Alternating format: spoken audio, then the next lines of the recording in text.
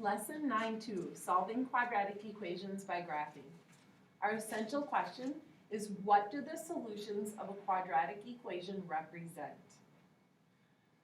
So our first question today, how many solutions does a quadratic equation have?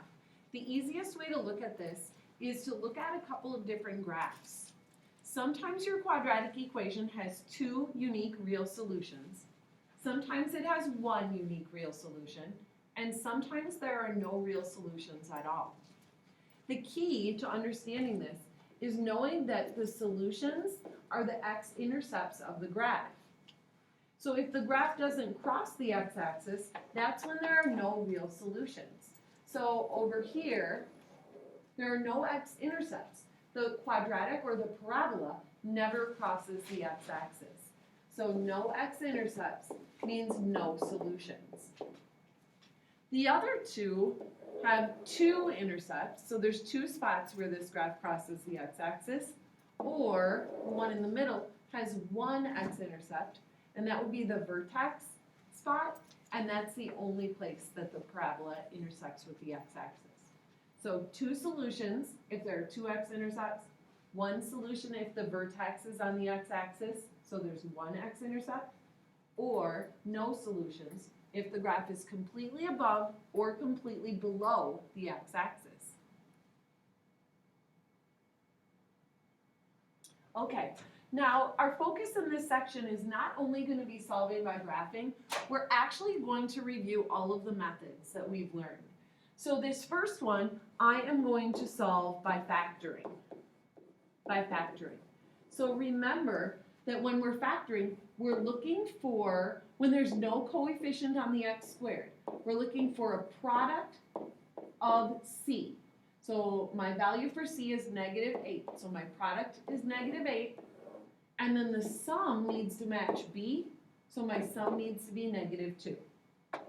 So product of -8 would be -1 times 8, -8 times 1, 2, -2 times 4, or -4 times 2. All of those give me a product of -8. Now the sum, if I add them together, I would get 7, -7, 2, and then -2. So the last one gives me the sum that I was looking for, -2. So my factors, both of them, to get x squared, both of them have to start with x. X times x is x squared. And then I look here to find the rest of my binomials. One of them gets a -4, the other one gets a +2. I'll prove this by factoring, by foiling. I'll use FOIL to prove that this works. So if I use FOIL, first product, x times x is x squared. Outside product, x times 2, +2, would be +2x. Inside, -4 times x is -4x. And last, -4 times +2 is -8. So, combining my like terms gives me x squared minus 2x minus 8, which is exactly what we started with. So, I know that I've correctly factored. Now I just need to solve. And by that I mean the zero product property. Remember what the zero product property says. If A times B equals 0, then A or B must equal 0. So that means if I set A equal to 0 and solve it, I'll get one of my solutions. So that would be x equals 4. And if I set b equal to 0, so the other binomial equal to 0 and solve it, I get my other solution. So x equals -2. So x equals 4 or x equals -2.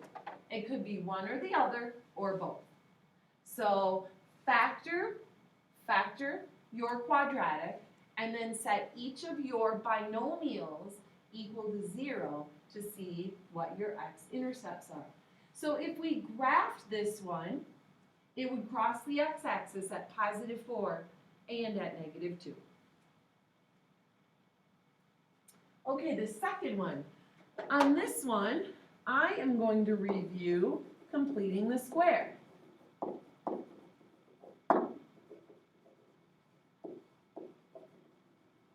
Okay, with completing the square, the good news is I don't need to worry about writing this quadratic in standard form. It's actually good that the 10 is over on the right-hand side by itself because that 10 is not a perfect square. So I am going to figure out what value of c I need to make this a perfect square. So c equals b divided by 2 squared. Our b value is -6.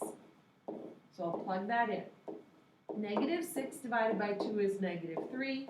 If I square that, c equals 9. So if I add 9, I've got a perfect square trinomial. Adding 9 on one side of the equation is not okay though. You have to make sure you add that 9 on both sides.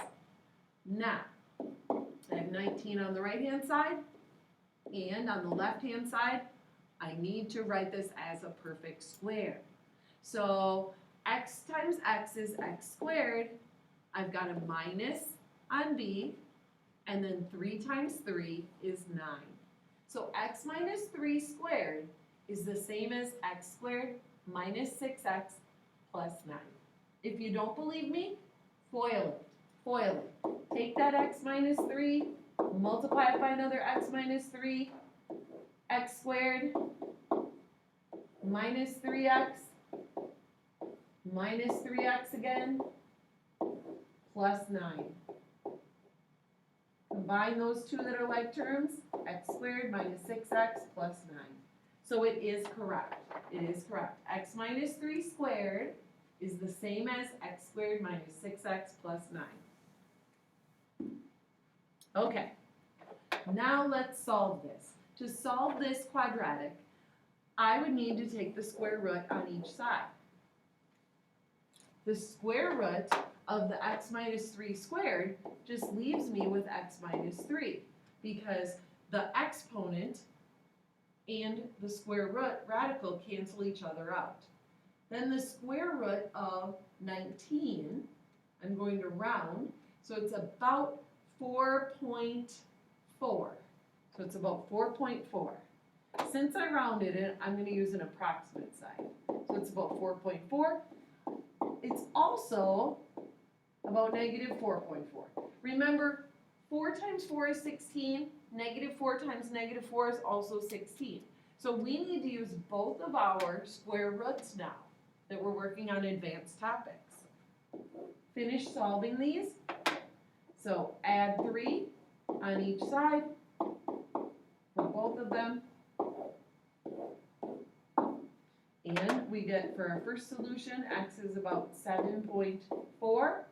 And our second one, x is about -1.4.